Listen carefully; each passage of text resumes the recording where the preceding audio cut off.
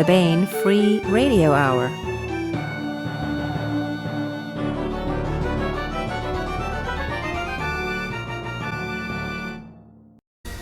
On the podcast, a killer flees through time and the Gordian division gives chase, and James North uncovers a secret plot. Plus, we continue our ongoing audiobook serialization of Timothy Zahn's Cobra, all right now.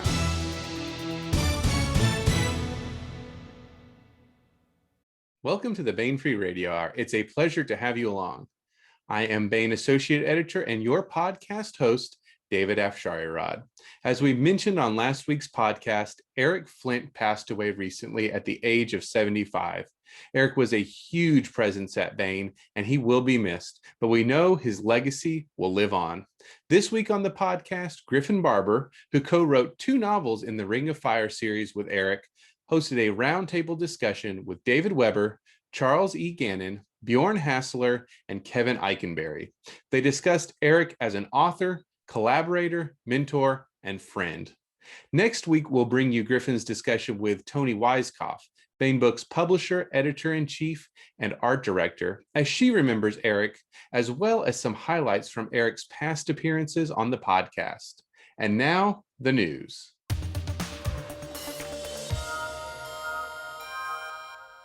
The latest e-arcs are in. Let's take a look. First up, we have The Janus Files by David Weber and Jacob Hollow. A search through time to track a killer. It was supposed to be a routine trip for the members of the Gordian division, both human and AI. Fly out to Saturn, inspect the construction of their latest time machines, then fly back. But when the division's top scientist and chief engineer are killed in the same freak accident, suspicions of foul play run deep. Detective Isaac Cho is sent to investigate. Despite his objections, Cho is stuck with an untested partner on a case that increasingly reeks of murder and conspiracy. The unlikely pair must work together to unravel this mystery, and soon they discover their unique combination of skills might just provide the edge they need. But nothing is ever simple where the Gordian division is involved, not even time itself. Next up, we have Deathless Gods by P.C. Hodgel. Intrigue and danger among the highborn. Jamathiel North, Priest's Bane and Dreamweaver, has returned victorious from Tai Tastagon, but trouble dogs the Kinserath. The Randir and his allies want the larger houses to decide for all 9, which would strip the High Lordship from the north. At Almaroth, a senile king struggles against his venal son-in-law. Kindri Soulwalker is captured and thrown in a secret dungeon, a political prisoner. Now Jaime rides south to Bashti. Here she confronts an unready and presumptuous heir, a withholding and manipulative paymaster, and invisible assassins. Her formal errand, meanwhile, is to compete in martial games with secret states, which she fears are a cloak for a massacre, or worse. That's The Janus File by David Weber and Jacob Hollow, and Deathless Gods by P.C. Hodgel, both available in e-arc format for a limited time. And that's it for the news.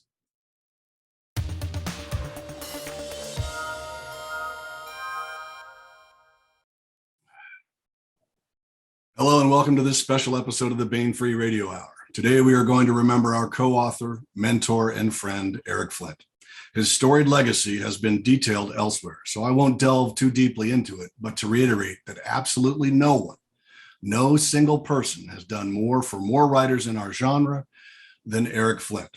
He was free with his time, his advice, and his encouragement for an entire generation of writers, including our panel today.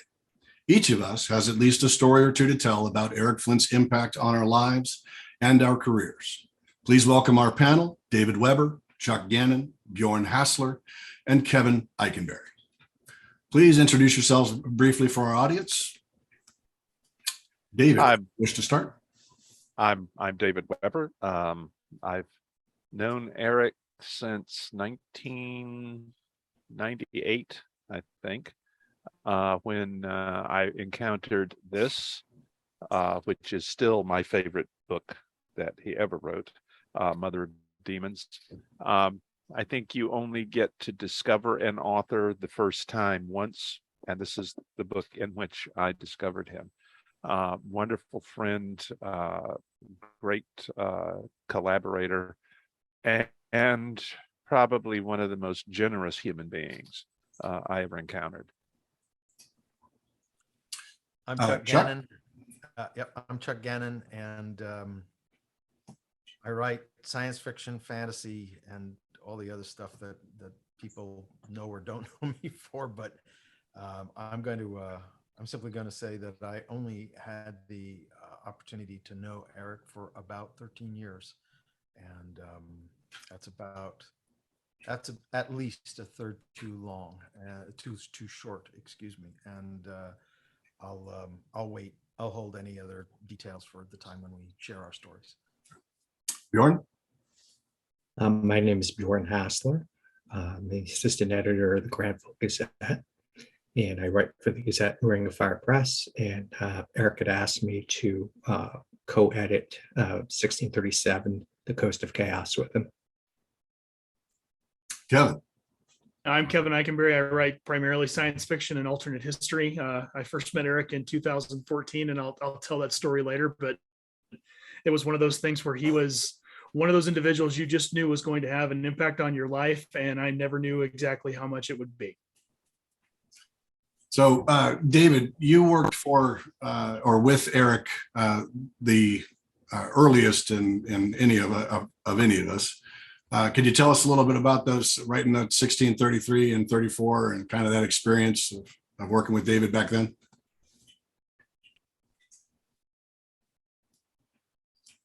Wait a minute. Oh, there we go. I had muted my microphone without meaning to.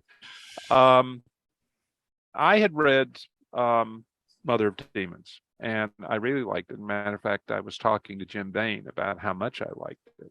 And I got Eric's contact information from him, so I could tell Eric how much I liked it.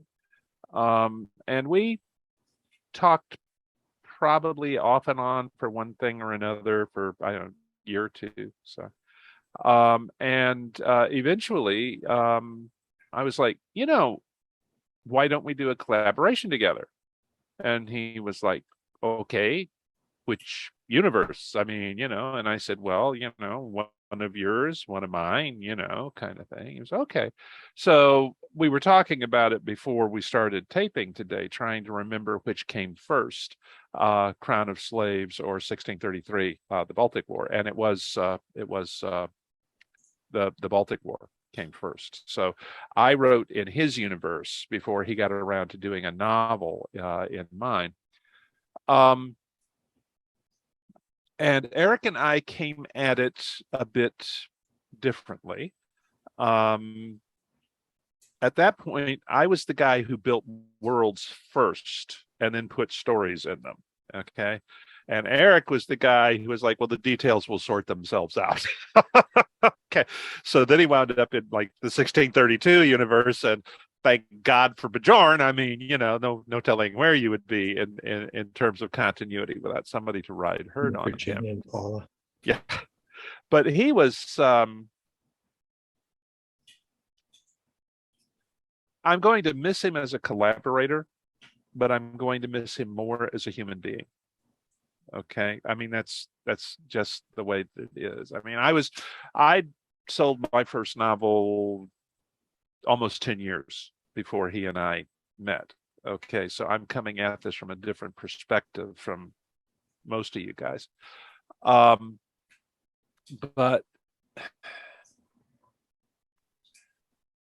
he was one of the very few human beings who I knew, and they seem to be fewer of them of late, who you could debate on a point that each of you knew the other one disagreed with you on, without it's turning into personalities or if you disagree with me, you're willfully wrong, you're evil, you're not just, you disagree with me.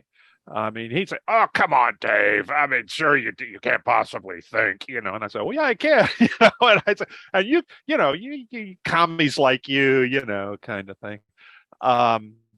but incredibly generous guy. Now, when I was the one who initially proposed that we collaborate, and so he said, "Okay, what would you like to write in, in Ring of Fire?" And I said, "Yeah." And I don't even know if it was officially the Ring of Fire at that point. Probably not. I think there were only two 1632 novels out when we did 1633, the Baltic War. And I said, "Well, I'd like to rehabilitate Simpson." And he said, "Oh." And I said, "Do you have a problem with it?" I said, "I really only meant Simpson to be a foil for Mike. I mean, that kind of thing. You can do whatever you want with him, kind of thing." And when I got done with it, he was like, "Oh, that's pretty good." But that was my goal. And what actually started the whole collaboration trend with me is that he did a short story for one of the Honor Harrington anthologies called From the Highlands. And he asked me, he said, "Is there anything that a Havenite and a Manticoran intelligence operative could agree on in the middle of this war?" And I said, "Yeah, they could both agree that they hate genetic slavery, and genetic slavery is great, So then he started looking for a character that I hadn't killed off or promoted, he could have used, and he settled on Anton Zilwicki. And that was what led to Crown of Slaves. The relationship between Anton and Victor Kasha was the key to making that whole novel work. And it also completely disordered the chronology that I had in mind for the Honorverse, because it pulled the whole conflict with the Mason alignment forward like 20 years from my original time frame. And originally, Honor was supposed to die in the book that became At All Costs, and then was supposed to resume 20 years later with her kids as the junior officers and whatnot for the perspective. Now, when I was planning on killing Honor off, I was also only planning on there being about 5 books about her, kind of things. I can't say that I was sorry that I didn't kill her. I didn't have to move to Montana and raise rabbits under an assumed name because I didn't kill her. But it did make some interesting issues as the series went on. And he never actually wrote directly in the straight Honor verse as far as the Honor Harrington. None of his characters, when in his books or the books he wrote with you, they never met Honor, right? Aside from Zilwicki. Sure. On occasion. Sure. Yeah, several of them did before this was all over. And it flipped the other way around. A lot of my characters from Honor Harrington. Well, okay. The last collaboration that we did, the last book I'll ever get to do with him, was To End in Fire. Okay.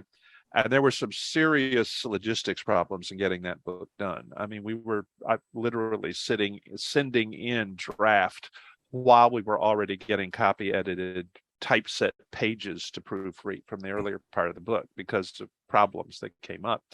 And one of the problems that we had is that in all the other earlier Crown of Slaves books, they'd been following along behind where the timeline had advanced to in the main series. Okay. And the way that Eric and I worked was that he wrote his portions of the books first, and then I did the military and the diplomatic stuff that was outside his and did the final edit. Well, this time around, he was breaking trail on where we were going, and he was having to use a lot of my solo characters. Gotcha. And there were issues with his understanding of the internal workings of the characters, which affected their viewpoints, and their viewpoints were fundamental plot points, their decisions, their actions. So there was a lot of reworking that needed to be done, which we did together. And I think ultimately the book was the stronger for it because I had to find ways to make everything work to get to the plot points that he had laid out for where we were going on the basis of the notes that we'd shared before it.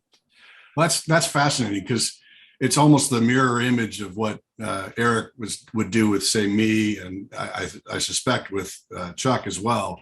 Like he kind of steers a lot of the politics and stuff. He wants to handle that himself. Yeah. Mine is a different story. That's all I'll say. So, well, So why don't you tell us a little bit about that, Chuck? Because I think Well, I think you're, David was in the middle. I don't want to. No, I was just going to say that I personally think that To End in Fire may be the best of the Honorverse collaborations that we did, for where it is and what it does. And it is also the point at which what a lot of people regard as a side series that is tangential to the Honorverse, but to me was always a fundamental core element of the Honorverse, because the characters were moving back and forth. Intelligence data was affecting military decisions. Military decisions were affecting what was going on over here on the covert side.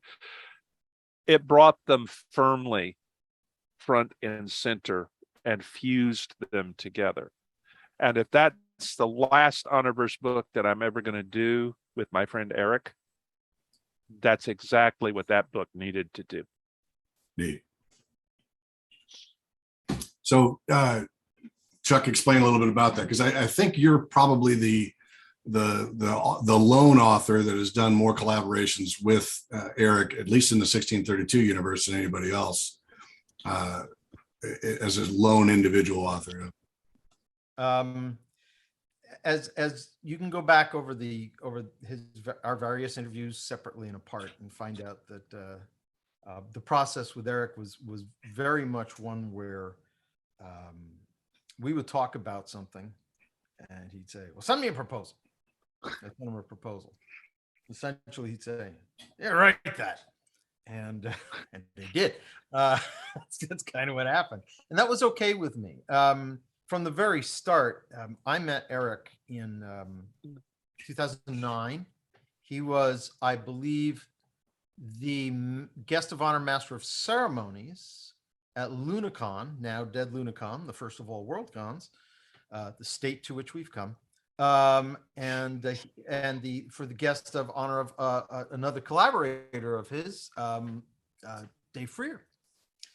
And so we were in a panel together. I'd never met him. I knew of him. I'd spent a lot of years not reading much because I was away from the career and had just sort of re-entered it. And we were talking about writing action, and I come at it from a very cinematic standpoint. And so and for those folks who may have heard this story before, forgive me, but I only have one first meeting of Eric's story, and it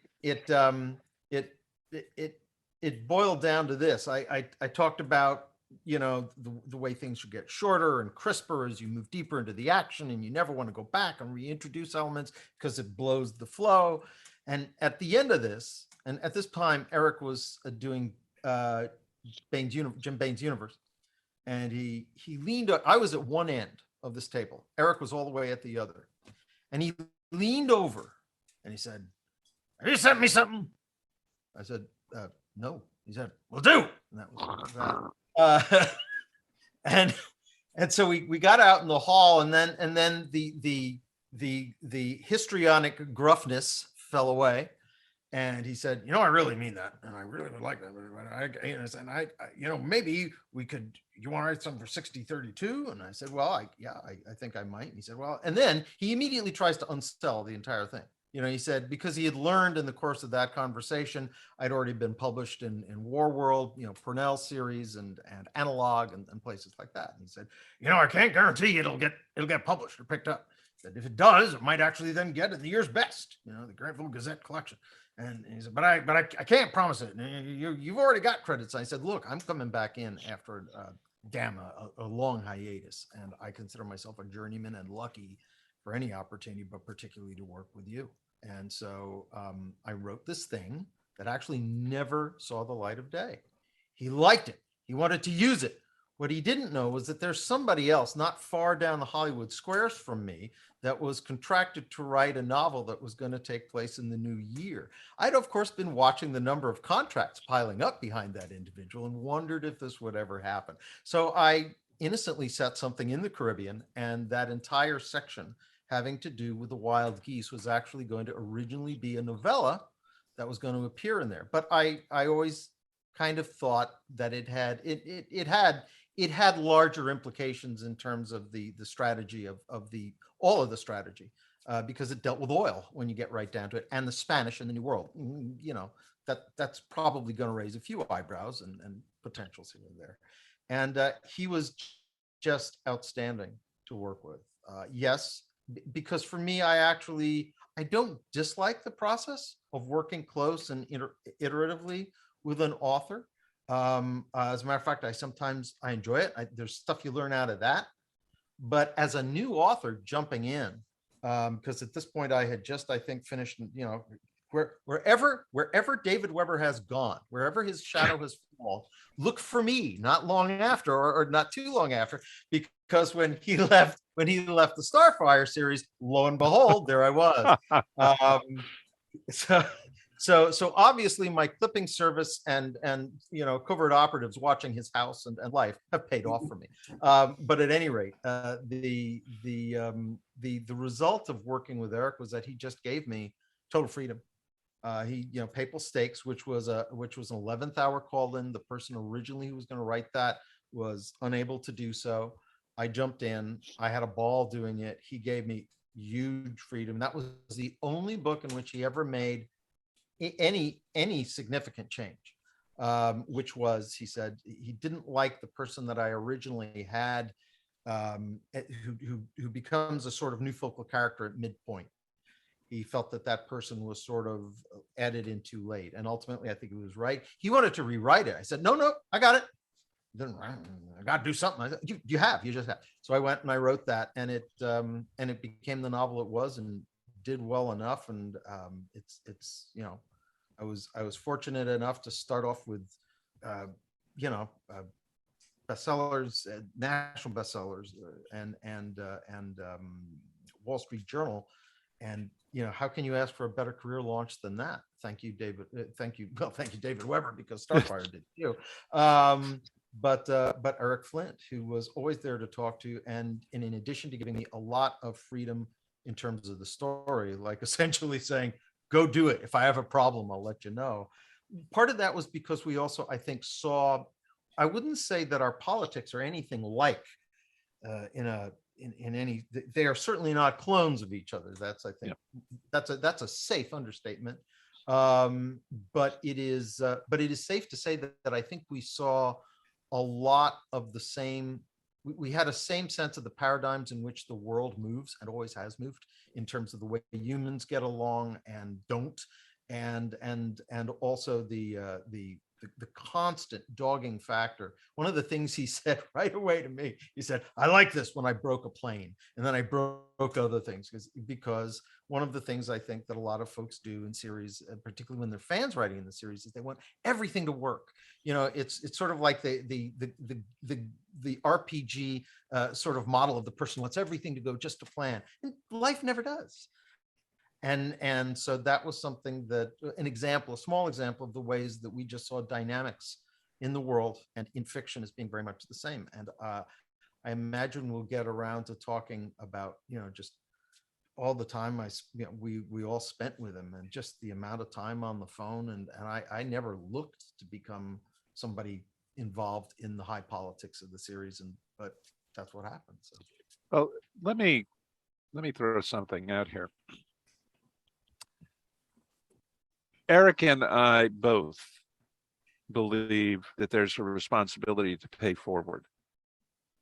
And in a lot of the collaborations that I've chosen, collaborators that I've chosen to work with, I've chosen people who I felt were potentially excellent standalone writers in their own right. And it was kind of okay, if I can mentor, if I can help you find your feet, you know, etc. And also Eric and I were both aware that we have perishable skill sets. I mean, they're gone. I mean, Eric's gone now. His are gone with him. Okay, mine will leave when I leave. So anything that we could pass along first was a net plus, not just for us, not just for the other writer, but for the field. Okay. And Eric, I think, spread his wings wider in that respect. The only person I can think of who probably even came close was Mike Resnick, and his role in nurturing authors as an editor and so forth. And I don't think even Mike had the breadth that Eric did. Now, Mike's were spread out over more different literary universes. Okay, he was working in different places. But Eric was, for him, the story process was front and center. Absolutely front and center. But working with the other authors very, very closely approximated in importance to him the story itself. Okay. And that's not what you're going to see in a lot of collaborations, especially not collaborations that are designed to increase output rather than tell good stories. Do you know what I'm saying? Yeah. Eric was constitutionally incapable of not telling the best story that he could, whether it was a solo or a collaboration. Okay, sometimes he probably fell short of what he wanted to accomplish, because we all do. All right, but that was the basic stopping and starting point for him. Yeah, the core. Yeah. And that kind of segues nicely into talking to Bjorn about the Grantville Gazette and the experience there. I believe it was started in about the same time, 2006, or is that about appropriate, Bjorn? Or I would have to look that up, but it became a regular every 60 days thing with issue 11 in 2010. Right. So tell us more about how you got involved in all that. I had found my way to Baines Bar and realized that these people were writing for the series and that anybody could play. And I was like, this is pretty cool. So I had tried my hand at a couple of things and they hadn't gone terribly well. And then I found one that I could write. I sold it. And in 2014, I think I had maybe 3 stories or so. And Paula Goodlett, who was editing the Gazette at the time, said, hey, there's some things I could use some help with. And I didn't know what I was doing. And I said, sure, what do you need help with? Oh, you fool. Yeah. She said, basically, I need an assistant editor. And I'm like, oh, what goes into that? And she says, well, you're coming to the con this year, right? And it's like, where is it? Columbus, Ohio. I'm like, I guess I'm coming to the con this year. So I had been there for about 10 minutes, met Paula, and Eric Flint walks around the corner. She introduces us, and Eric looks at me. He says, we need to talk. And about 10 minutes later, we're down in food court, grabbing some burgers. And he's explaining to me what he's looking for for an assistant editor in the Gazette. And that was that. He turned me loose to work with Paula from there.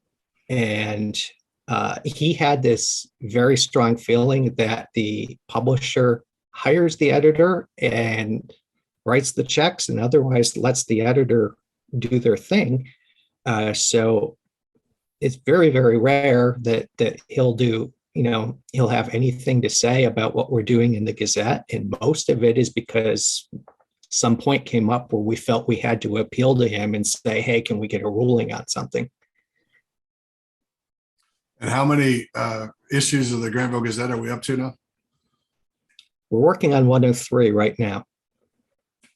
So it became a bi-monthly, right? Yes. Mm-hmm. Eventually they slowed it down a little bit, but they've been around for a while. And I'm not sure, but I think that just as the 1632 universe is at 12 or 16 million, somewhere in there, words in it. Is that appropriate? Is that right? I did some fast math around the beginning of the year and came up with 14 million. And it was really back of the envelope stuff. People have some larger figures out there that I'm willing to believe. And so you came in it from mostly from just having written a couple of short stories, and then being tapped by Paula, who was her nickname when I came on and wrote my first short story for the Granville Gazette was the Butcher of Grantville, which she really enjoyed having that title upheld to her. She was career enlisted Air Force, I believe. So she had a hard-nosed manner of working with folks. So then I'm very later, happy that the pen color was red. and then so you went along and eventually started to you wrote a couple of shorts and helped edit the Coast of Chaos, right? Yes. And how'd that come about? Eric had this contract for something that was just known as the North American Anthology, and it had been hanging there for some years. And he and some others had been talking about how we were going to proceed with it. And I think it was Walt Boyce suggested my name, and Eric called me up one day and started explaining that there was this anthology that where he could really use a co-editor, and like you guys have said, he started talking the project down a little bit, and I'm like, oh no, I'll do it really. And then we contacted the authors that had already been writing in North America to get them in on it. And despite Eric, in Rick Boatwright's words, Eric's presence near technology could cause it to fail in ways that Rick hadn't seen before. But despite that, he approved putting all these authors on Discord in a group, and we started talking there. And we kind of came up with a little bit different vision than he had initially presented. I mean, he laid down some pretty good guidelines at the beginning, but things went off in a direction that wasn't exactly what we talked about before. And Eric just let people run with it. There was a scene in one of my stories where he stepped in and he said, "No, this event right here, this needs to be changed." And it was maybe a page. But other than that, he didn't say anything along the lines of, "I don't like where you guys are going," or "You're doing it wrong." He just said, he made sure that we were all adhering to, the overall vision. And I think he liked seeing what people did with this universe. Yeah, I think he did, and I think also for those of us who knew him, there's nobody would ever accuse him of having a weak ego in the most positive sense of the word. But it's really difficult for an author, especially the senior author in a project, to step back and say, "You guys run with it," and not want to take the wheel along the way. It's a very difficult thing for me to do. I think it came naturally to Eric. Yeah. That he could do that. Well, it messed with his ideology, right? I mean, it's if I'm steering things, cool. But once I've trained you how to do things in accordance with the laws of the universe, then you should be able to do it.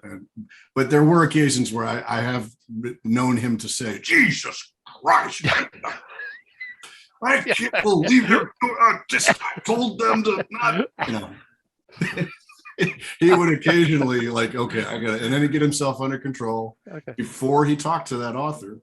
Yes. And let them know that, hey, you got to get in your lane, get back in the game a little bit. So yeah, that's one of the neat things. The thing about the Granville Gazette and the anthologies, the multiple anthologies, Chuck, myself, so many people have written in the universe now.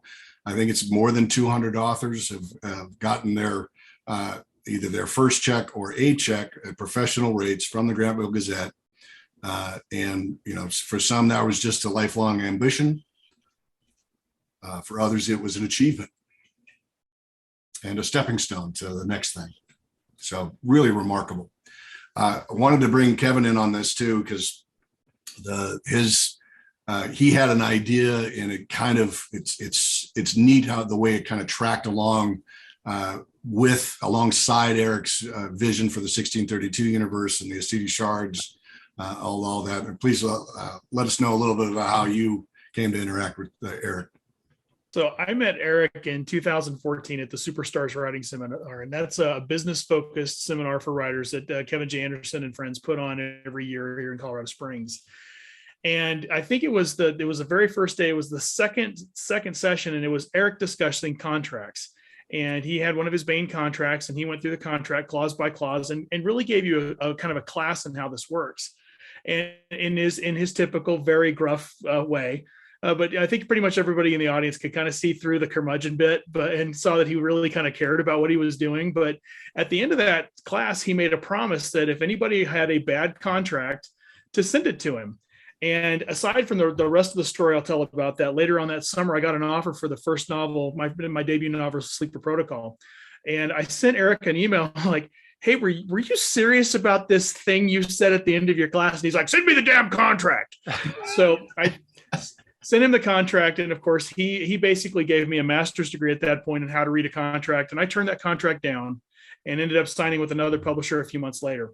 But at the course of the seminar, one of the events that you can also do is a dinner event. And I had elected to try to sit with Eric. And so I had an opportunity to sit at his table.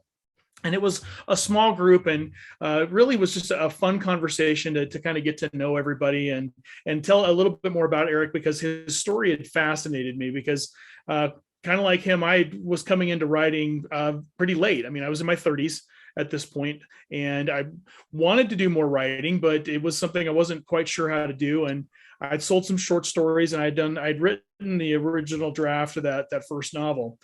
And at the end of the dinner, I was standing there next to him. Everybody was putting on their jackets. And like most writers, I had a list of ideas at some point that I was going to try to do something with. And at the top of that list was one that I still to this day can't believe that I actually had the courage to ask him.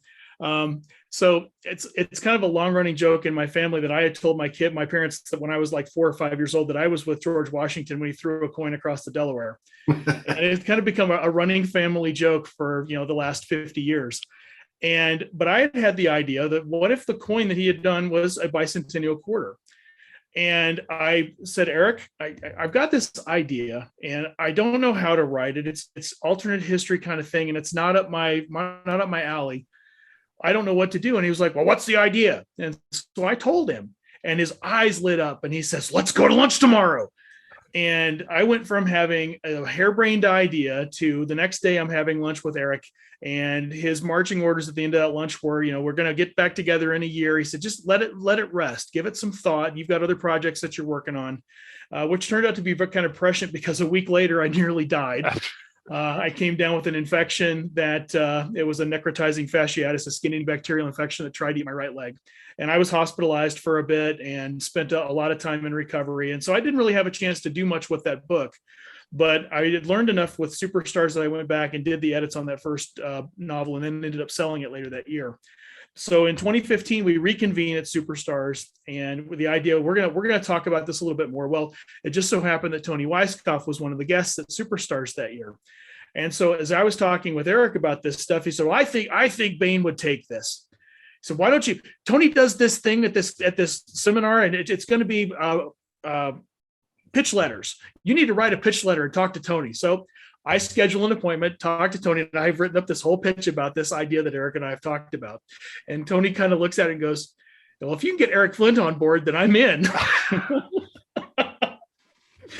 And so then the idea at that point was, okay, we're going to actually sit down and we're going to co-write this. And so the idea was that we were going to try to come back together in like December or January of that year and get some things down before we got back to Superstar, so we could kind of see where we were going. That was Eric's first bout with cancer. And so he ended up missing Superstars in 2016. And then in 2017, about halfway through the 2016, he says, get me a manuscript. And so I got to work, and I just decided I was going to go ahead and write. And so the idea came down that it would be, I would write a novel, and then Eric would write a tie-in story with one of my characters that I created that was monitoring the project back here in the normal timeline as things went forward.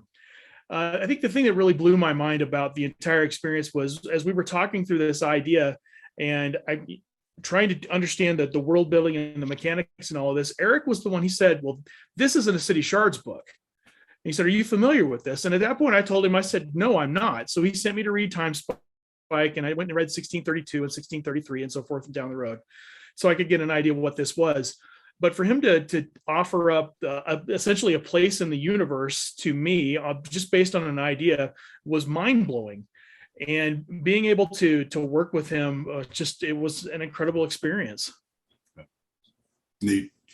Yeah, and I've had similar experiences with Eric. I mean, talking about story pitches and that kind of thing, that they have Snarking the Plots for 1632 at the Ring of Fire Minicon. And I had published my first short story with Grantville Gazette, and I was feeling my oats, as it were. And I'm in the audience, and I'm a big war gamer, right? So I play Total War, and I played Total War Empire, which is a lot of fun. But in that, you can contest against the Mughals to take over India. And so I'm in there, and I'm like, when was the Taj Mahal built? I'm thinking to myself as they're talking about things that are going on and everything. And I found it was 1630X. Oh, this is cool. It's, the building of it went on during that whole time. So I raised my hand. I asked, so what's going on in Mughal Empire at this time? Or who's doing anything with the Mughals? I don't know. Write it. Challenge me, will you? And that literally was I was there. I heard it. I was sitting at the table up next to Eric. Yeah. And the one thing I'll contextualize, Griff sounded, because Griff is a very assertive individual. He said, "What's going on in the Mughal? What's that about?" So it was a little bit of a challenge, but it was a kind of challenge. But I think Eric knew it was a totally respectful challenge, and he said exactly that. It's like, I don't know, write it, and it's like, and it's like, okay, well, we've seen another contract and career happen right here, right now, real time, on to the next, Yeah. Well, that was one of the neat things about Eric, was that again, the trust, the ability to build trust both ways and execute was just phenomenal. Even when he was ill, he would crank pages.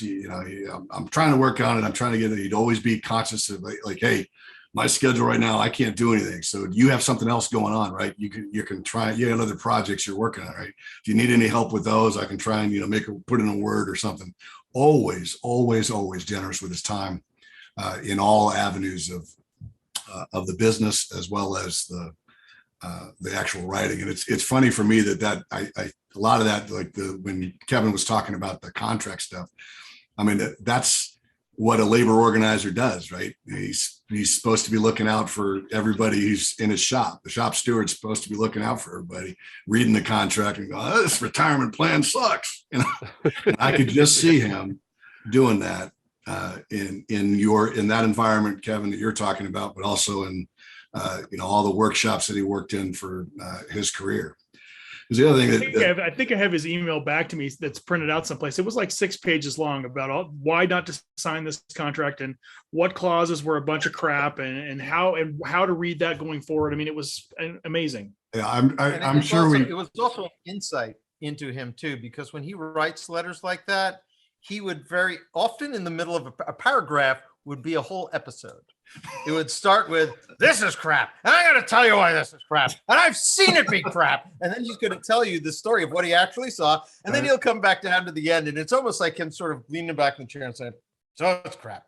It's like, and it kind of feeds back into what David was saying earlier too, about just, he could contest with you on really sharp issues and really strongly contest. I mean, it was like, I watched him and I will remember, they will remain nameless. They went toe to toe and, rah, rah, rah, rah, rah. And then it was like, hey, that was fun. And let's go have dinner. Yeah. That kind of thing is not a skill that we often see exhibited today. I'm sure there's people out there that have it, but the consistency with which he displayed it was impressive. Yeah. Eric reminds me very much of something that William Buckley Jr. I think Chuck, you've heard me tell this before. An obituary, a testimonial that he wrote to a friend of his who he'd known for like 50, 60 years. And of course, Buckley was sort of the quintessential WASP. And his friend was was a Berkeley educated Jew. Okay.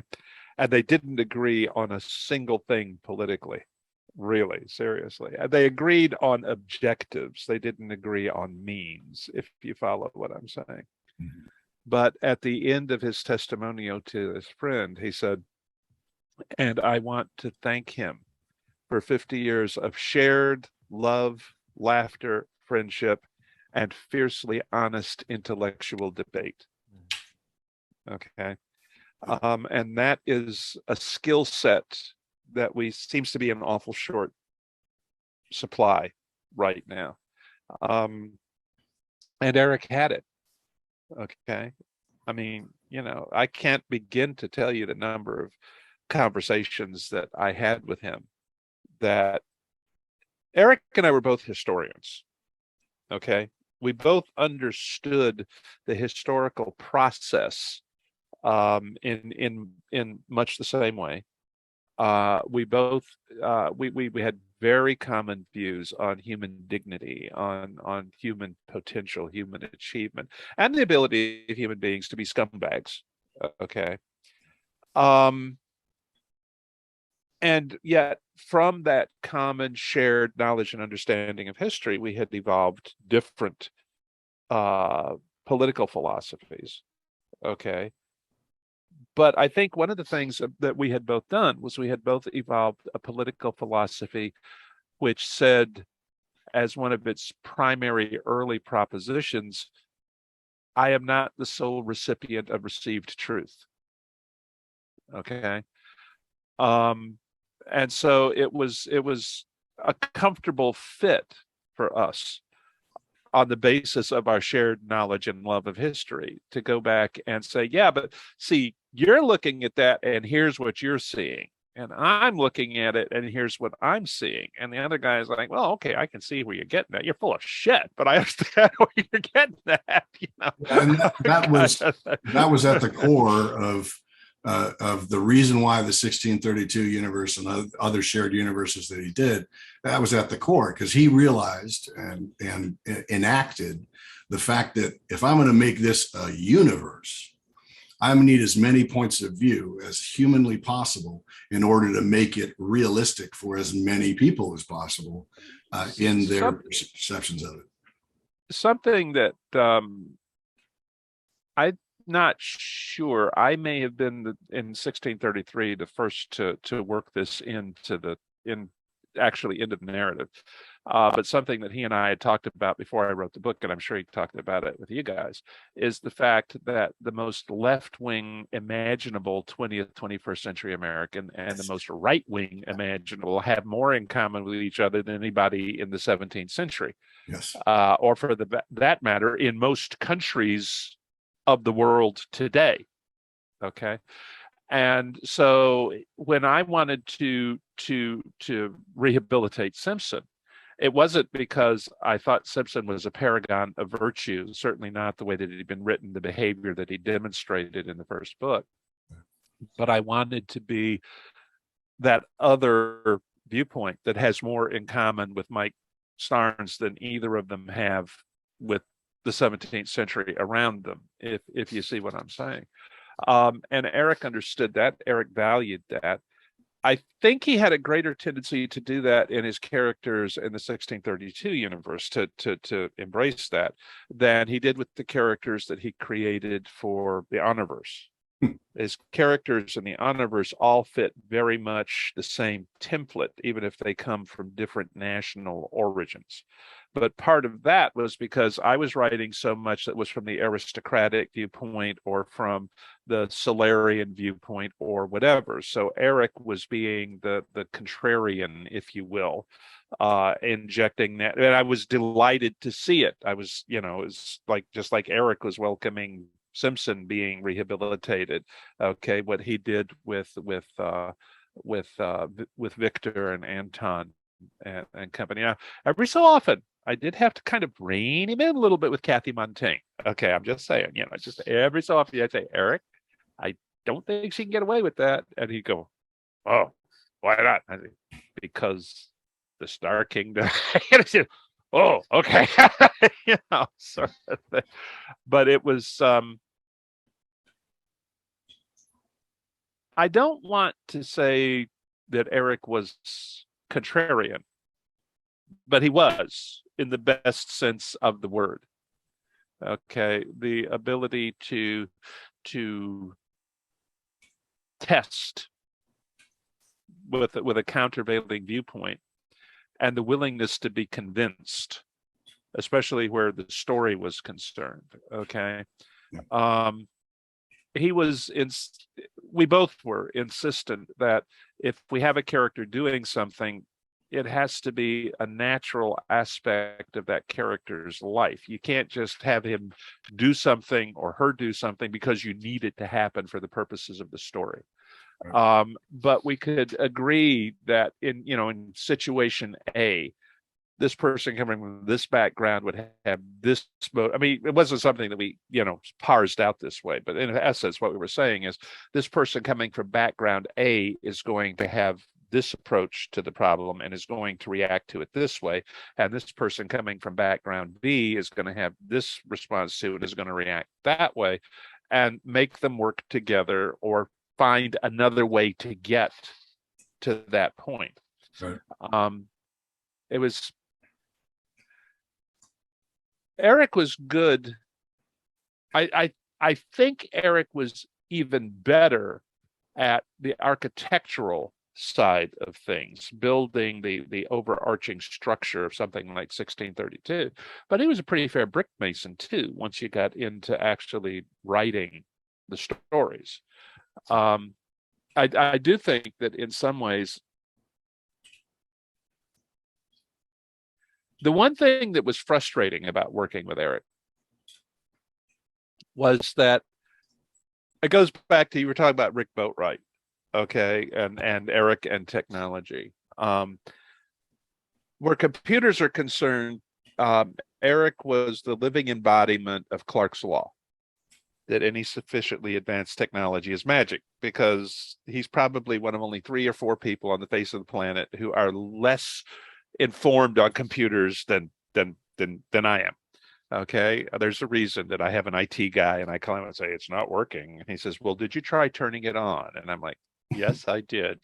But anyway, so here's Eric, and he's writing in the Omniverse, and he wants to write about super hackers who are doing this or doing that or doing the other. And I'm going, Eric, you can't get there from here, And he's like, well, you can't. And I'm like, no.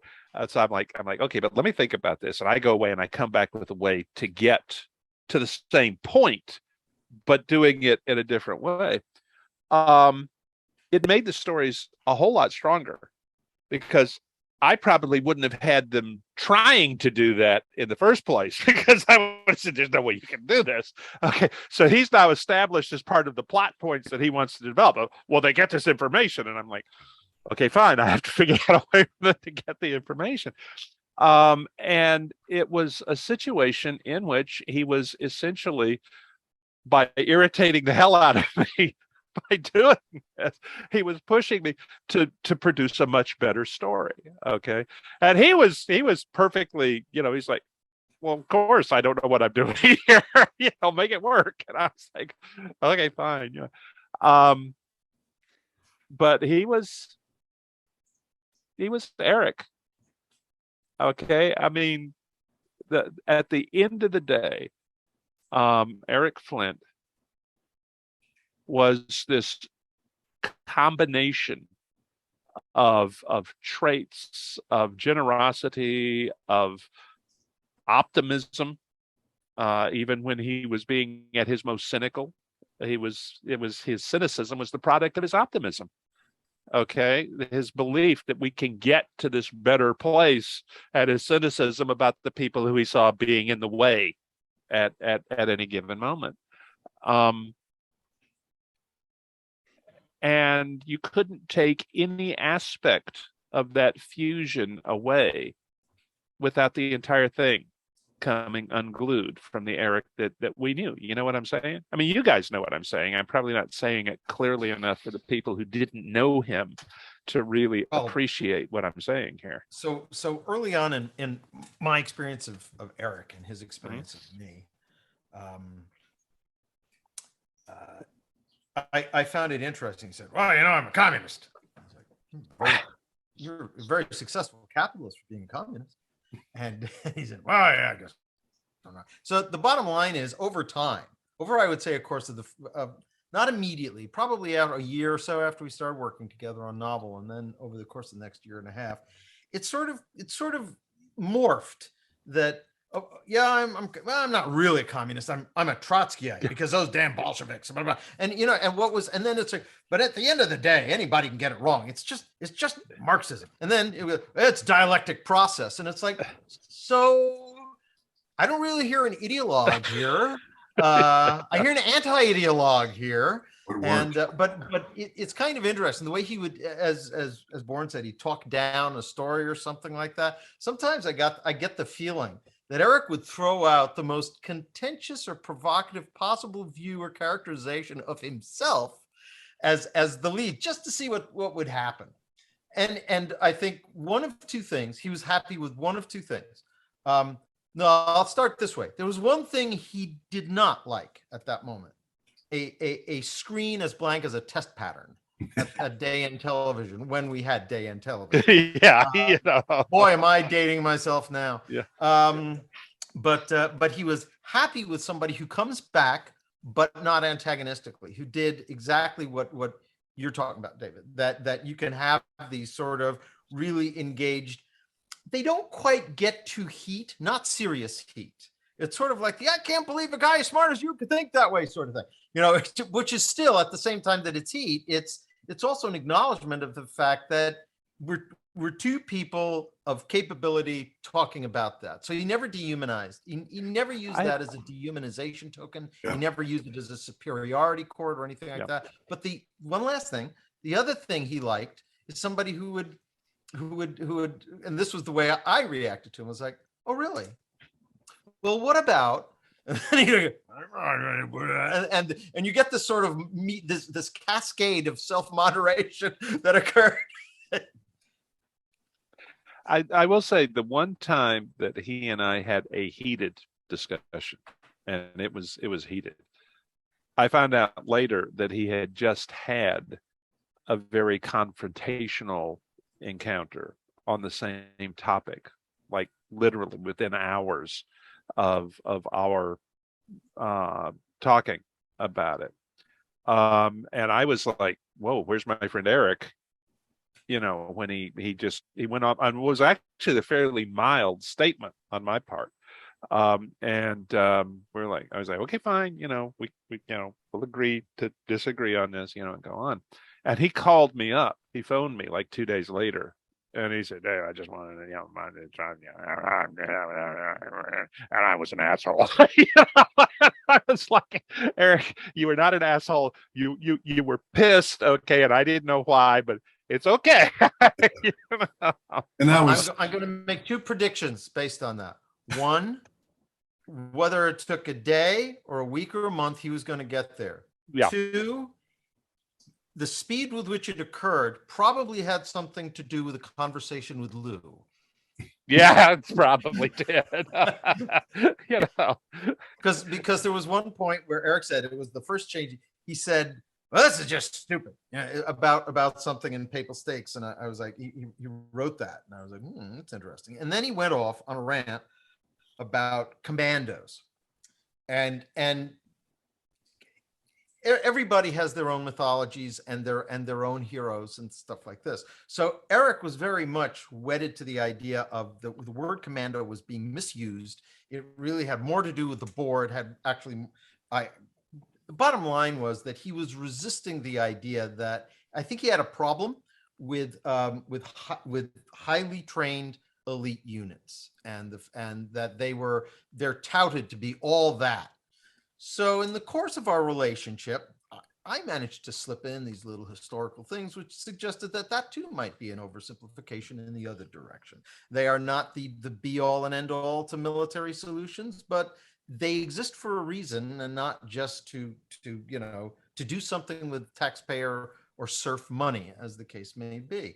And but I learned later on that he hastened he called instead of writing. He said, but then I also learned that he'd spoken to Lou. Yeah, yeah. so there's that.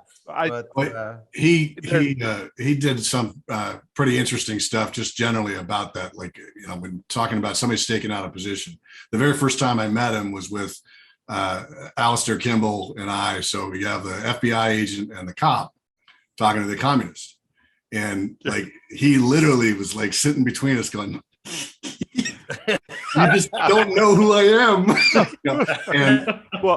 And then in later conversations, the thing that always struck me was that he had reason to not like cops. Yeah. His but he experience never had not judged me been on good in a lot of ways. Yeah. He never judged me on those reasons. Yeah. Well, I have to say that one thing that, oh God, that Eric and I went round and round about was firearms. Okay. You remember the shot that Julie Starnes takes that wounds what's his name? Our Czech Wallenstein. Yes. Okay. I have a friend at Thunder Ranch. He was at Thunder Ranch at the time. And so I sort of cut and pasted and sent that whole episode to him. And his response was, Dave, God couldn't have made that shot. Okay. Standing freehand, that many yards, the whole 9 yards. God couldn't have made that shot. So I told Eric, I said, Eric, I've been telling you I had some, okay, let me just lay this out for you. He said, it's impossible. And I said, pretty much the way you did it. And he said, well, I was really just thinking of it as like a really long range shot. And I'm like, what it was, Eric, was like an ultra long range shot. He said, oh, well, I'll have to not do that in the future. God. that was Eric. I hadn't really thought about it, but that was kind of like his computer hackers, in a way. And I was thinking about you're mentioning, the elite commandos and so forth. Think about the number of elite commandos who weren't commandos that he created. Okay. His mythology was that they rose up through a process more like the Balkan partisans. Yes. Yeah. I understand, but I'm just saying, I right there with you. What you got, Bjorn? Eric took those words to heart, though, and he was very one of the few times that he did intervene in stories was when people were taking wildly improbable shots, and he would say, we need to tone this down. So once it was pointed out, he very much internalized that. Yeah, that's really true. That's really, really true. I saw that time and time again with him. And you would think, because he puts up such a strong front, that it would take a long time for that to internalize and become actually part of a revised perception of the world, of fictional world, but it really didn't. It happened with remarkable speed and true engagement. He really, that was his. He owned it.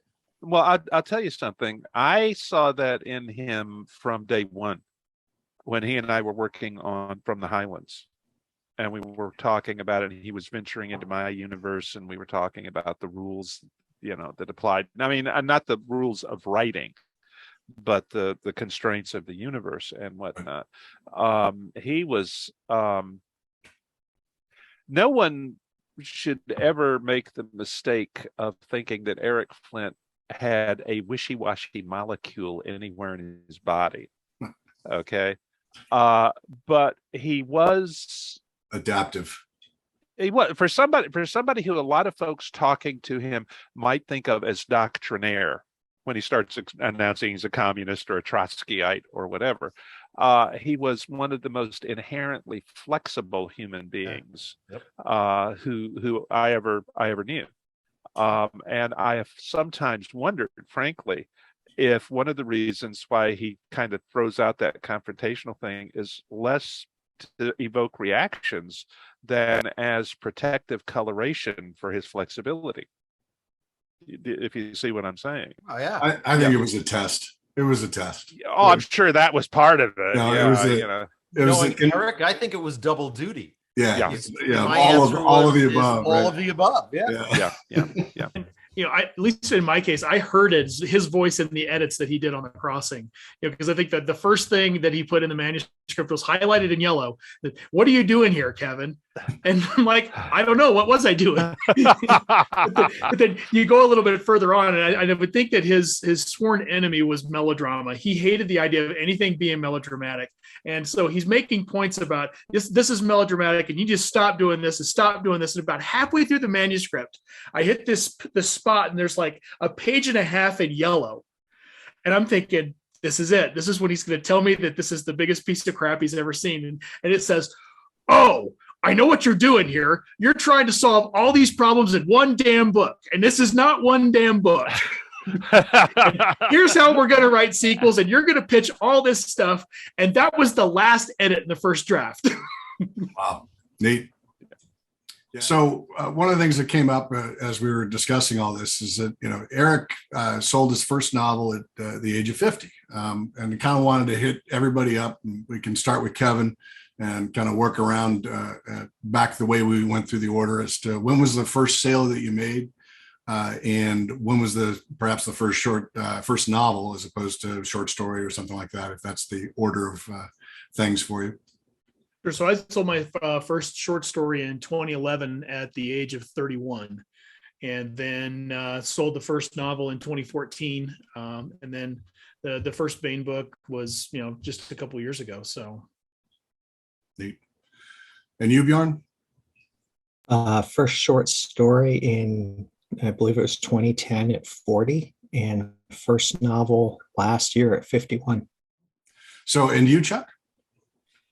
So I had been working and getting things published for pittances until, I mean, started like David will no doubt tell. He and I both had sales first in gaming, I believe. And for me, my first professional sale was in Warworld, Jerry Purnell's Warworld, I was 31. And then the first novel sale was 2009. So that's so that made me 49 at the time that I sold my first novel. The first, all right, okay. First segue here for a minute. I supported myself as a professional writer from the time I was 17, but I was doing public relations, I was doing newspaper articles and that kind of thing. But leaving that aside, talking strictly about fiction, okay. My first professional sale would have been in my mid-20s, probably. It was when I first got involved with Starfire, with the original Task Force Games team. The first non-wargaming related, well, except that it was still wargaming related because it was Insurrection with Steve White, the first novel, we sold in 89. And I was 36 when we sold the book. I was 37 when it finally came out.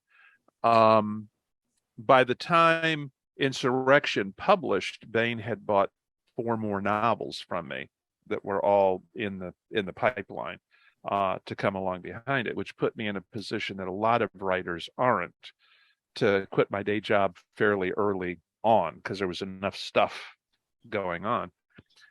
My mother, who took a master's degree in American literature back in the early 40s, went back to college to get her PhD in literature when she retired. And one of the people who was at Georgia State University, where she was teaching while she was working on her PhD, was Sprague de Camp and his wife. Wow. So she mentioned at one of them, she mentioned me and the age, and Spray Cat was, he's a baby. He's a baby. Yeah, okay. But that was the first Honor Harrington novels were written the year before the internet officially went online. And those are the changes that I have seen in the industry that most of you guys, because you came in 20 years after that, not so much. I was Well, and Eric, in his instance, he was 50. It was I think Mother of Demons was that 99 or was that? That was 2000 and hang on a second. I happen to have it sitting here, which means that, my phone is turned on too. Hang on a second. The original publication date on it was 1997. 97. Okay. Yeah. Because then 99 was 1632, I think, or 2000. Yeah. One of the two. Yeah. So yeah, but yet he was 50. And one of the things that just strikes me about that is that, David, you have adapted over time and had like a youth that started in it. And yet Eric seemed to have accomplished so much. Yeah. And, being a crusty old man, or on the approach of being a crusty old man, or feeling that coming on, I find it so remarkable that he was so adaptive and so positive towards new ideas and new things that were coming down the road, even in technology. Well, one of the things about Eric that this truly was his second career. Okay, his first career was the labor organizer, and I don't know that he ever conceptualized it this way, but I kind of did. Okay, he spent like the first 30 years of his professional life paying his dues. Okay, I mean, I think that's how it came together. That's how I regarded it. Okay, that he put his money where his mouth was. All right. He did that, I think, in everything that he approached in life.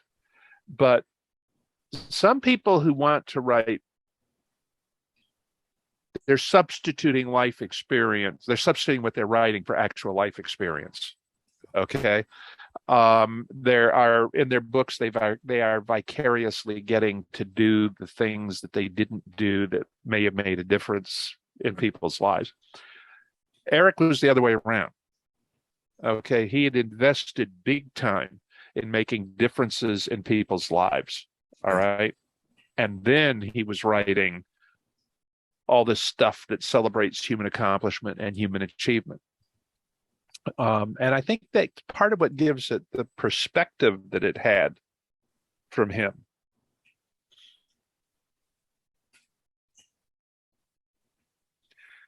Why is there a silence?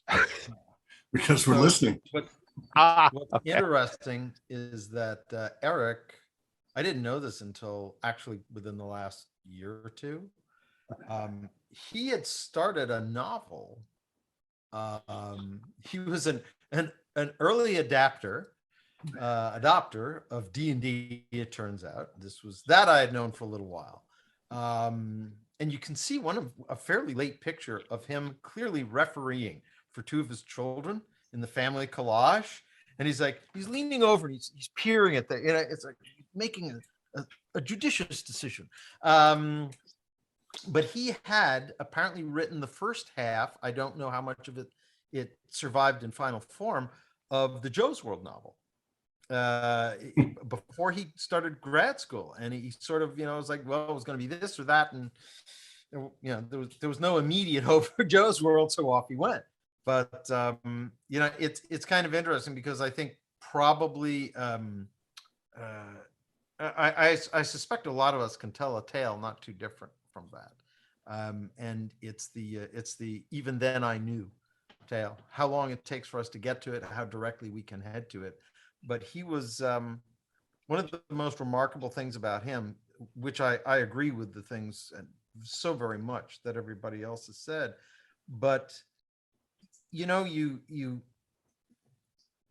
I never sensed a smallness of spirit. I mean a superhuman lack, in a sense, a preternatural lack of, I wish that had been me, or I want somebody to listen to me more. I wish I had more of the head.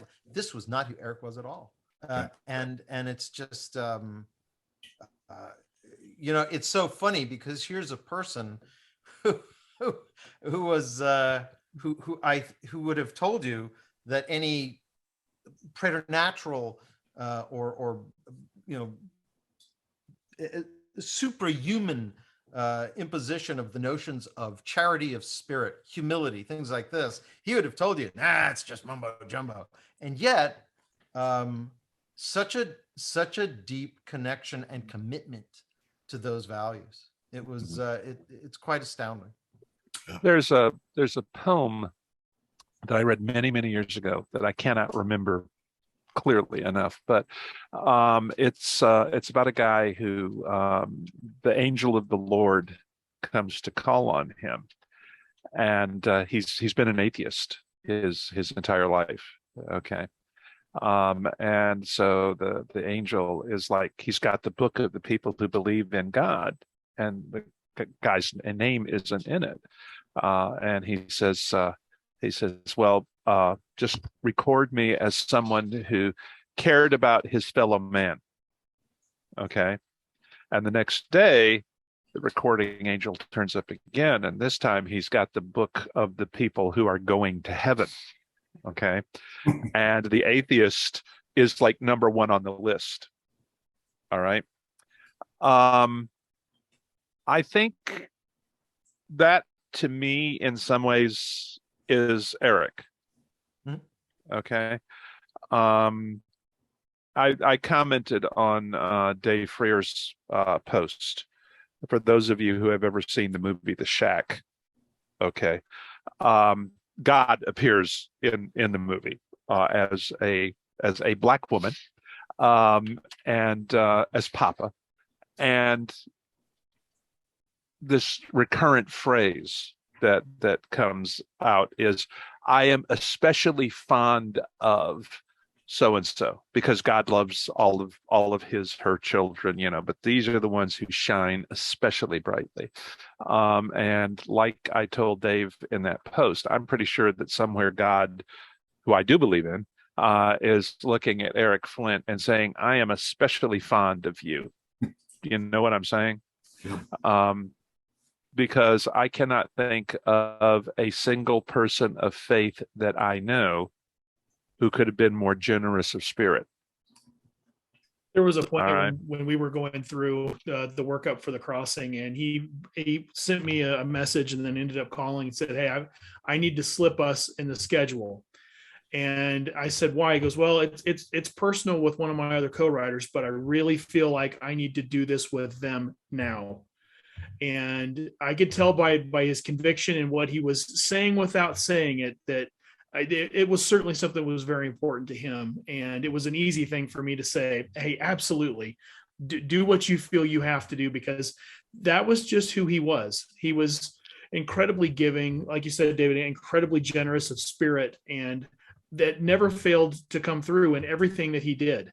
I mean, I had the opportunity with Chuck at Pensacon a couple of years ago to be there with Eric and watching Eric interact with fans. And with every fan, it was the same. Every reaction was the same. And it just, that was him. And, then he would stand up and we'd sit there and we'd all talk, and he'd kind of do the thing, but he was generous, and he gave so much of himself that it's one of those lessons that I hope to take and be able to pay forward for the next however many years, because that was really the way that it should be done. Yeah. Yeah. Absolutely. I was fortunate enough to know Roger Zelazny for 10, 12 years before we lost him, and to regard him as a personal friend. And I decided early on that Roger was who I wanted to be when I grew up as a writer, not necessarily because of the Nebulas and the Hugos or anything else, but because of his openness, his response to. Now, he could be He could be short when somebody, somebody took advantage or tried to take advantage of something. But there are people you want to use as a role model, and there are people you don't want to use as a role model. Okay.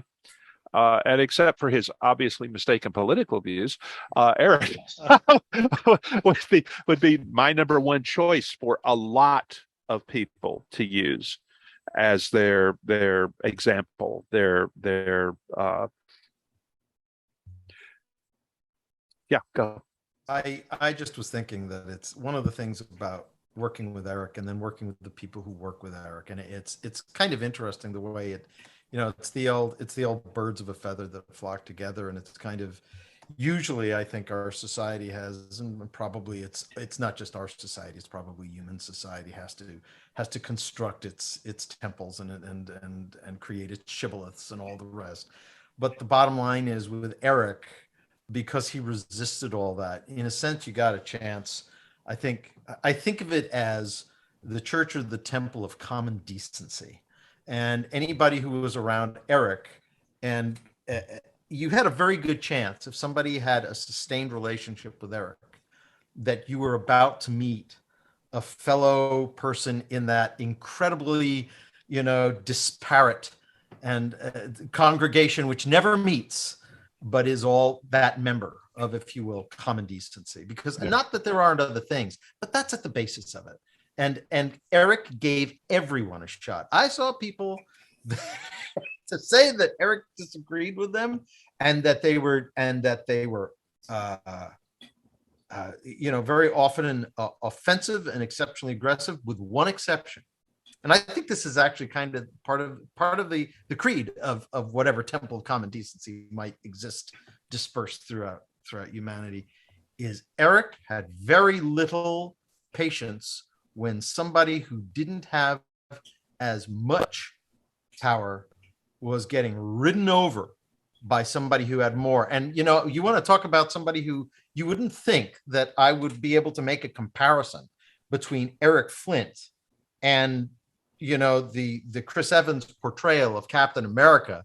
But there's that moment where he says, so you want to go fight Nazis? You want to go kill Nazis? I don't like bullies. Yeah. Eric Flint did not like bullies, and I was right along with him all the way down the line on that one. Yeah. I think one thing that it's hard sometimes to do once you've attained a certain stature in any field, is to remember, as Roger put it, we all put our pants on one leg at a time in the morning. Said I tried it one time with both, it didn't work, kind of thing.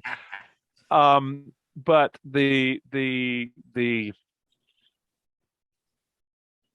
I have known other writers, some of whom have been incredibly successful, who were total wastes of time as human beings.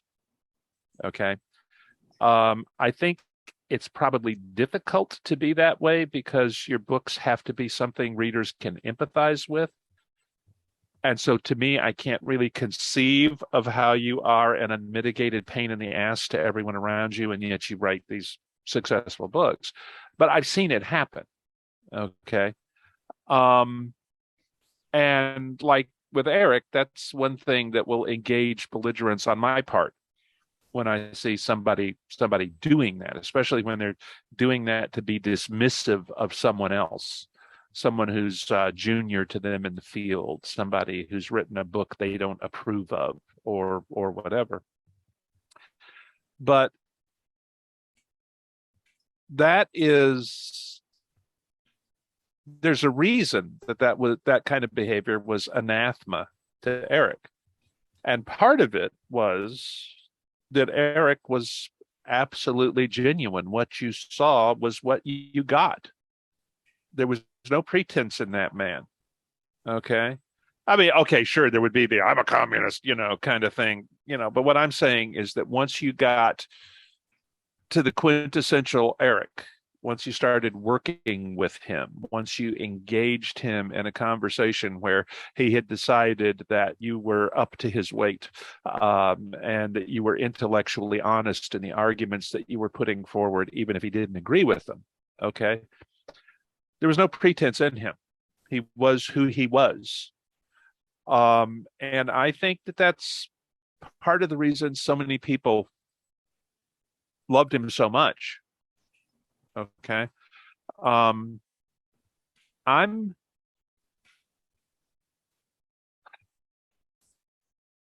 wish that I were able to say that I had supported and nurtured as many careers as he did. Okay. But I can't. I don't know anybody this side of some of the publishing houses out there who could make that assertion. I think Jim Bain, up to the time of his death, might have been able to. And I know that Tony has, she's supported a lot of careers. But Eric had that that breadth of wingspread that he could do something like 1632. And there aren't a whole lot of people who can do that.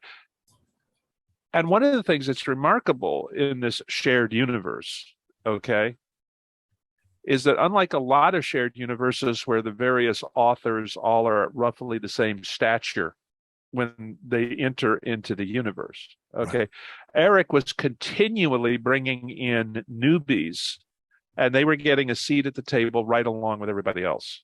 That's really hard to do, guys. Really. So I think part of the thing that also makes it different from what goes on in publishers is Eric, quite frankly, if Eric was too smart not to realize that the calculus pointed the other way from profit. I mean, I think and publishers, of course, are going to think about profit. They may other things may mediate that, but Eric took writers and encouraged them and nurtured them who were probably never going to, what was this going to be their whole career? Who knew? How good would they wind up being? What sort of audience? Unknown. But it never stopped him, and he was always honest with where he was both honest and encouraging where you were and where he could see you might go. But also, he was the first one to say, I don't know, people hit it, people find their stride, people find the audience that's listening for exactly what they are, the way they're speaking in the page. And why not shoot for it? And he invested a huge amount of time. And in our business, where time, let's not say is money, but let's just say time is productivity. He gave a huge amount of what he could have reserved for himself as productivity time. And he spent it. He spent it almost without counting. And that I think is I'll go with you, David, and go a step beyond. I don't think anybody has done that I know of to the extent in any genre. I think even maybe outside the genre. Yeah. I mean, because he was always trying to also, when there were the competitions usually took place between the folks who were just getting in. And they were like sort of scrambling around for their own. Well, where do I fit in the pecking order? And Eric was the guy who he was very fond of the word UKs on the mail list. It would say, "Okay, now I'm issuing a UKs," and it is stop it, kids. Yeah. I mean, that's what it would boil down to. Yeah, room enough at the table. You can always grow the pie. And I just can't think of anybody who was more selfless and reflexive in the sense of doing it as reflex.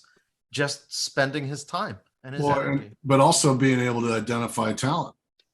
He not only, it's a risk for anybody to spend that time on it, but he managed to pretty much bat better than anybody I could think of in terms of, finding the partners to write with as well.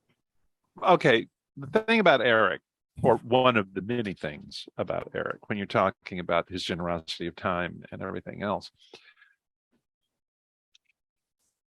on some deep fundamental layer, Eric understood that generosity of time was repaid with success. Yep. Okay. One of the mistakes that people make when they're thinking about publishing or a lot of other art forms is that it's a zero sum thing. If I succeed, you fail. If you succeed, I fail. Okay.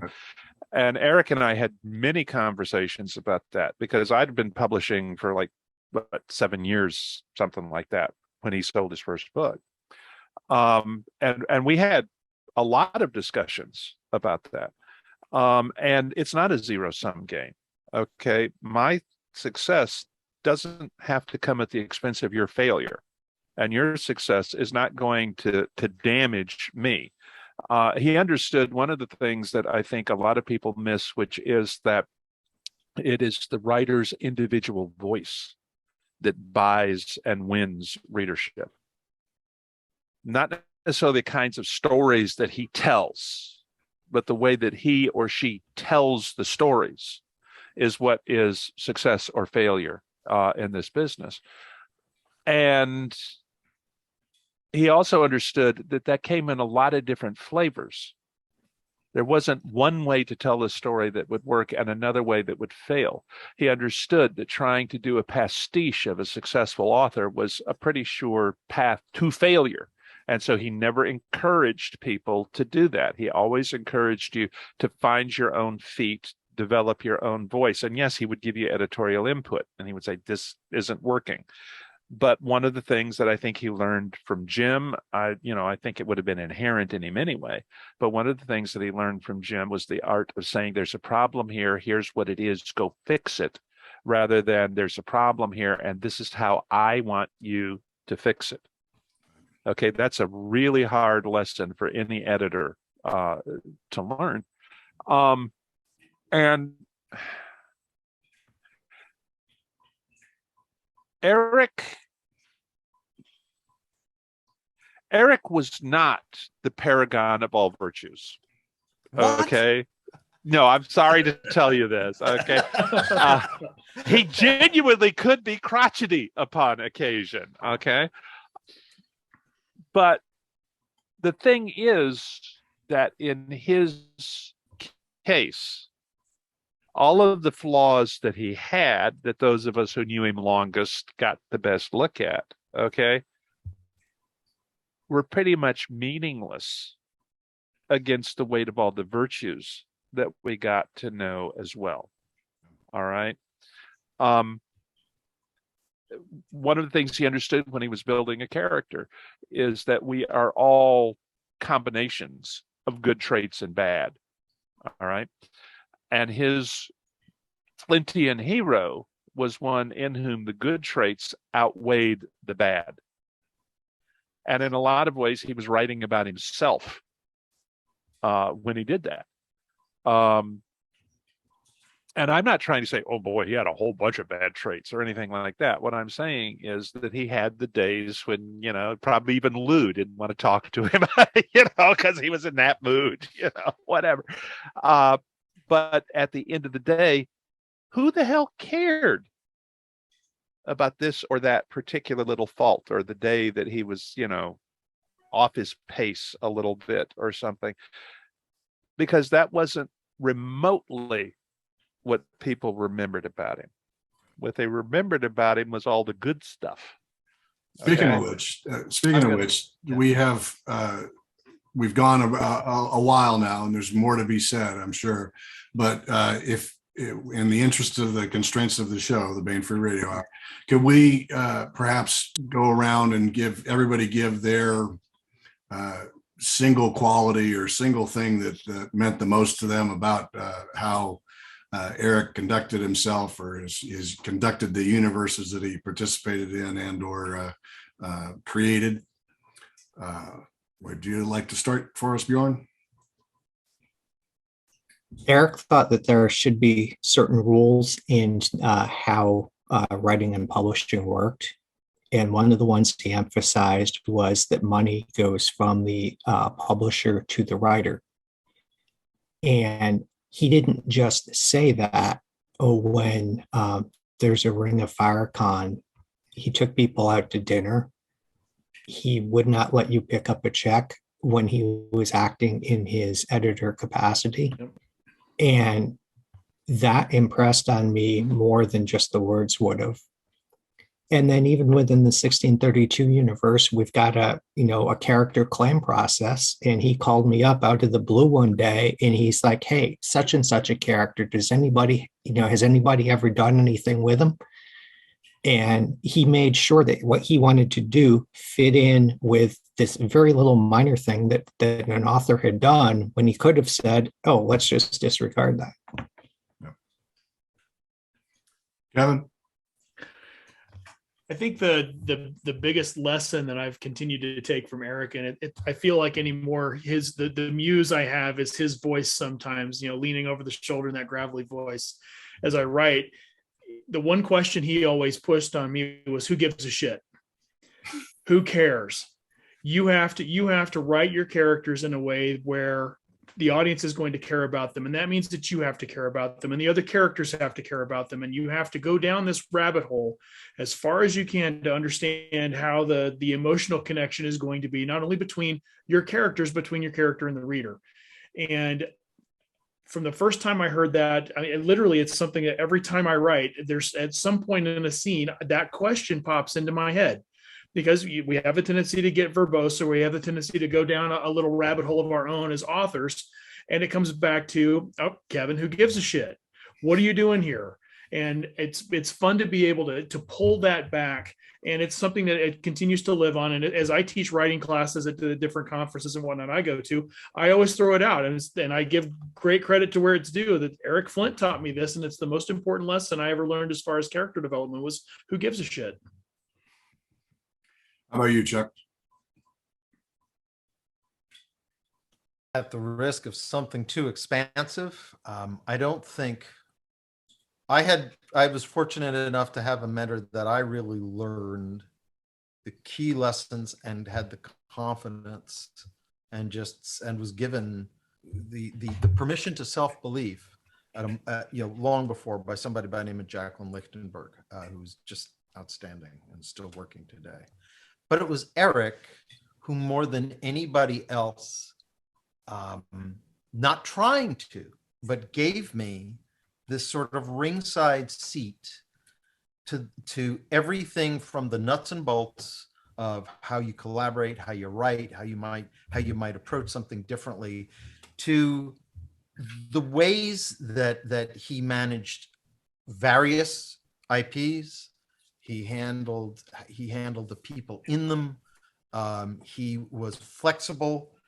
He was flexible regarding method, but I'll come back to this idea of values.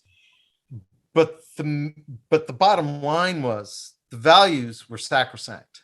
The way they might be expressed or maximized or whatever, or the way that current changes in the field were making it necessary to reapproach how to do the best job by those values.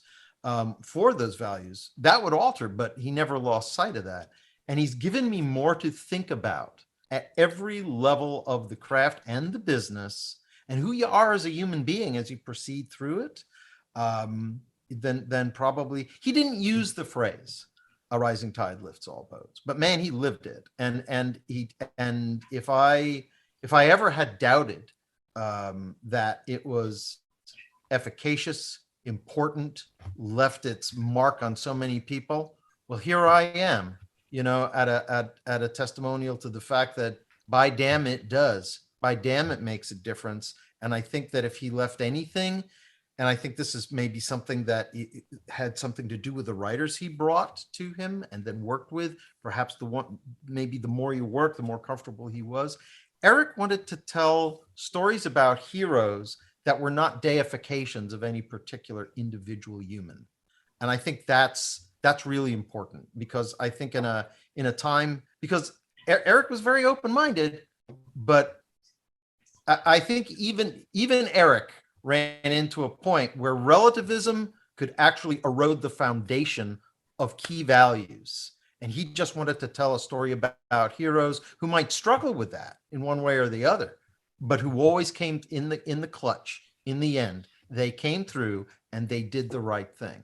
And at the same time, he was teaching me, I didn't know it, for the better part of a decade, a masterclass in how to survive and hopefully thrive, and in my turn be able to hopefully pay some of it forward. Well said. How about you, David?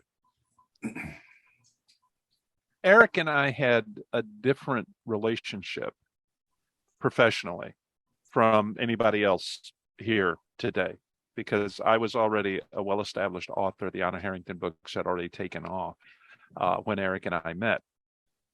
And the Honor Harrington books, I think, are, among other things, an excellent example of the point that I can't remember whether it was Kevin or Bjorn made earlier, about when a story hits and finds its audience. There are people out there who are, in my opinion, every bit as good as a writer or a storyteller as I am, who are never fortunate enough to have something like Honor Harrington come along and take off.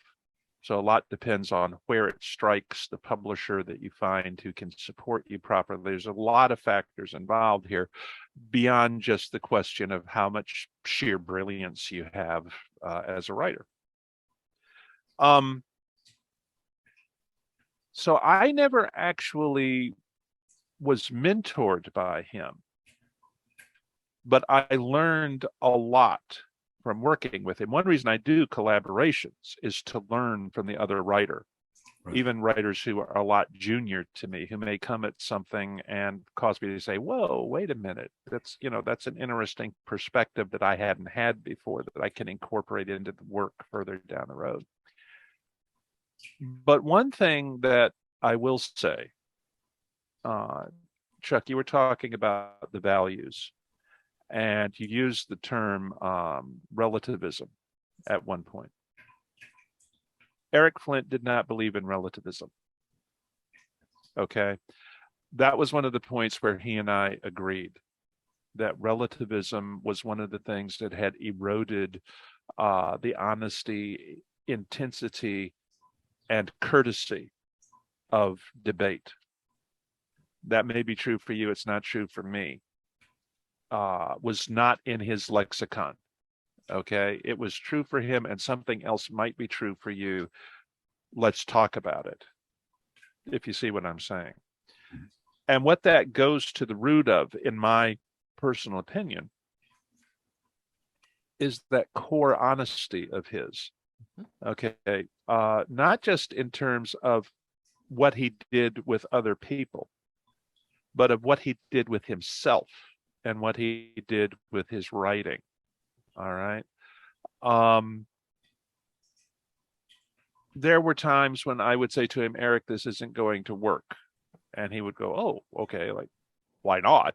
All right. And I would explain to him that there was a continuity problem, that there was something that had already been established in the universe. And that didn't bother him a bit. Okay. There was one occasion where we had a difference of opinion on the motivation of one of his characters. And the problem was that the character's origins, in my opinion, would have made it very difficult for that character to have evolved the attitude that Eric had given the character.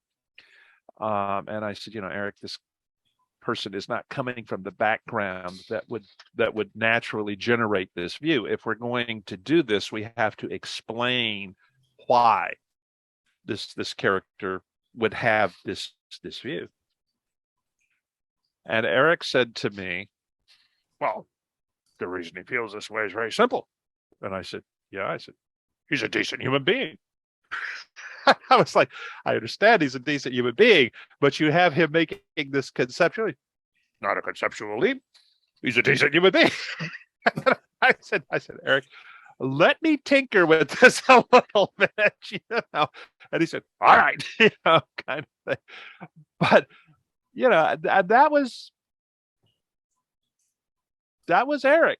Okay. I mean, that was him all over again, but I remember when I read Mother of Demons, okay, the mother in question, and the I can't remember the name of the alien who winds up throwing in with the humans. She's the ex-gladiator, the ex-soldier. She's kidnapped one of the males because the Empress was going to kill her and everything else. But I will tell you honestly, the two scenes that stand out for me from that book more than anything else are, number one, the scene in which the human character realizes that she's going to have to unpack human history, human technology, and human capabilities for these aliens, even though we've done such horrible things in the past. Okay, that I can't give you the Declaration of Independence without also telling you about the SS. Okay, the whole story has to come out. But the other one is, for people who are listening to me, haven't read this book, and they should. Okay, it is really a remarkable book. The aliens are phototropic. That's how they display emotion. It's like the color of green is happiness. The color of black is this. The color of white is anger. And when they're on the battlefield, they're displaying the color of their emotions. And the second most feared warrior on the battlefield is the one who is green, because that reflects that they're happy. This is what they're doing, kind of thing. But the most feared ones are the ones who are gray, because gray is the color of calm, the color of peace, and you really don't want to mess with somebody who feels that way. Well, the viewpoint alien involved is I'm done. I'm not going to be involved in these battles. And she's watching the humans that she's come to care about go down one by one. And she charges and she cuts her way through the entire army, and she turns the tide of the battle. And she's gray the whole time she's doing it. It's just gray. Okay. As she's watched her human friends, as far as she knows, all be killed, although actually most of them survive, but she doesn't know that. So at the end of the story, the bards are singing about, her glorious charge and how calm she was and everything. And she doesn't have the heart to tell them that it wasn't calm. It was that she had nothing left to lose. Okay. That's an incredibly powerful metaphor.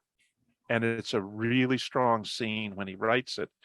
And that goes to the heart of Eric as storyteller, not just as mentor, not just as guide, not just as this is the guy that we knew and loved for his personality and so forth. It goes to his ability to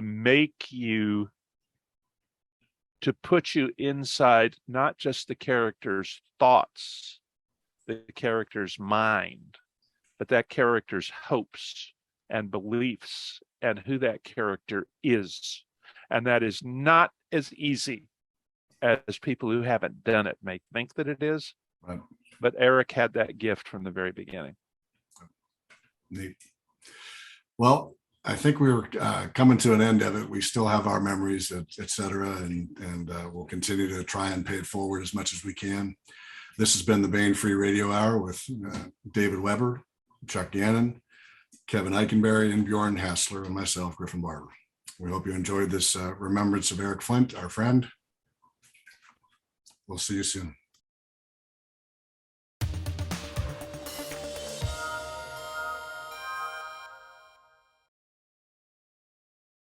And now we bring you Timothy Zahn's Cobra.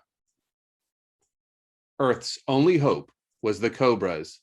The colony worlds Adirondack and Silvern fell to the Troft forces almost without a struggle. Outnumbered and on the defensive, Earth made a desperate decision. It would attack the aliens not from space, but on the ground, with forces the Trofts did not even suspect. Thus were created the Cobras, a guerrilla force whose weapons were surgically implanted, invisible to the unsuspecting eye, yet undeniably deadly.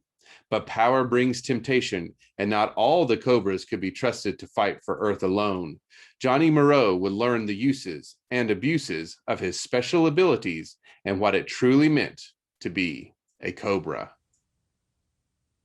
C3 by reports you did extremely well, Mendro commented, looking around at the 6 grimy trainees seated in a semicircle in front of his desk. Given you're all alive and relatively unscathed, I would tend to agree. Any immediate reactions to the missions that spring to mind? Yes, sir.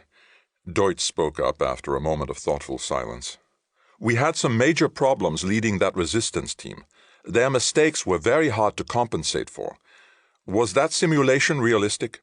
Mendro nodded. Unfortunately, yes.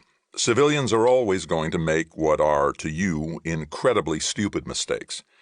About all you can do is try and minimize that effect while maintaining an attitude of patience. Other comments? No? Then I suppose we'd better move on to the reason I called you here. The charges outstanding against trainee Moreau. The abrupt change of subject sent a rustle of surprise through the group. Charges, sir? Deutsch asked carefully. Yes. He's been accused of attacking a civilian during your unauthorized trip into town 4 nights ago. Mendro gave them a capsule summary of Palit's story. Moreau claims he didn't do it, he concluded. Comments? I don't believe it, sir, Halloran said flatly. I'm not calling this character a liar, but I think he must have misread the name. Or else saw Johnny that night, got into a fight later, and is trying to stick the army for his medical costs, Nofke suggested. Perhaps, Mendro nodded. But suppose for the moment it's true. Do you think I would be justified in that event in transferring Moreau out of the Cobras? An uncomfortable silence descended on the room. Johnny watched the play of emotion across their faces, but while he clearly had their sympathy, it was also clear which way they were leaning. He hardly blamed them. In their places, he knew which answer he would choose. That was another installment in Timothy Zahn's Cobra, and that's it for the podcast. Thanks as always to Audible.com and podcast theme composer Ruth Judkowitz. Praise, thanks, and gratitude to David Weber, Charles E. Gannon, Bjorn Hasseler, Kevin Ikenberry, and Griffin Barber for sitting down to discuss the late Eric Flint. And good night, Tony Daniel, wherever you are. This is David F. Shirod coming to you from a soundproof bunker somewhere deep in the heart of Texas. Join us here next week at the hammering heart of science fiction and fantasy, and keep reaching for the stars.